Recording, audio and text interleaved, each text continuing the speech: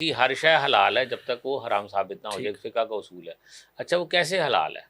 اس کی ہمیں ٹریسیبلٹی ملے گی تو وہ حلال ہے نا۔ جیلی کی تو ٹریسیبلٹی ممکن نہیں کہ وہ جانوروں کی ہڈیوں سے نکلتی ہے۔ اس میں دو پہلو ہیں۔ پہلی بات تو اس ہڈی کو آئیڈینٹیفائی نہیں کر سکتے کہ یہ حلال جانور کی ہے اور حرام کی ہے، تو لہٰذا یہ پاکستان میں بننے والی جیلی بھی sir it is not certain yes کہ وہ ذبیحہ جانور کی ہے، وہ کسی گدھے کی ہے۔ دوسرا اس میں ذبیحہ کا بھی معاملہ یہ ہے کہ جس کو ہم ذبیحہ کہہ رہے ہیں کیا وہ حلال جانور تو تھا، لیکن کیا وہ سلاٹر حلال طریقے سے وہ درست ذبیحہ پر ساری چیزیں آ رہی ہیں، تو وہ یہ ہے۔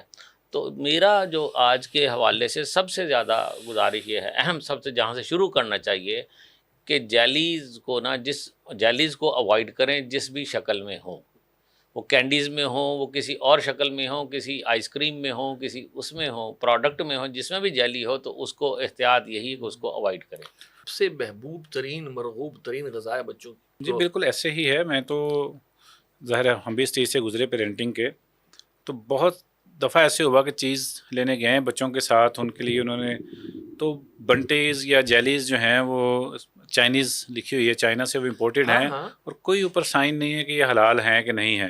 لیکن اب اگر سائن ہے ہی نہیں ہے کوئی، اور آپ کو پتہ ہے کہ غیر ملک سے آئی ہے اور اس ملک سے آئی ہے جہاں پہ حلال حرام کا کنسیپٹ نہیں ہے، میں نے پوچھا کہ تھا وہ شاپ کیپر سے، میں نے کہا یار یہ کیوں رکھتے ہو جس پہ حلال کی اسٹیمپ نہیں ہے؟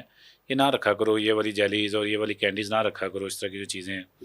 کہتا سر صرف آپ ہی دیکھتے ہیں۔ کہتا سر میں آپ کو گارنٹی سے کہہ رہا ہوں کہ جب بھی بات کی ہے آپ نے آگے یہ بات کی ہے، آپ نے یہ دیکھ کے لیا کہ یہ لیبل کے اوپر کوئی حلال کی اسٹیمپ ہے کہ نہیں ہے، کوئی نہیں پوچھتا۔ یورپ میں رہنے والے جو مسلمان ہیں نا جی وہ بہت بہتر زیادہ کانشیس ہیں، سوال کانشیس ہیں، وہ ہر چیز کا انگریڈینٹ پڑھتے ہیں، ان کے پاس پوری لسٹ ہوتی ہے حلال سرٹیفائڈ چیزوں کی، ایون بار کوڈز پہ وہ ویریفائی کرتے ہیں، ٹھیک ہے۔ اور ہم چونکہ پاکستان میں ہیں تو کلو شیء حلال کہ جو ہے نا وہ چل رہا ہے۔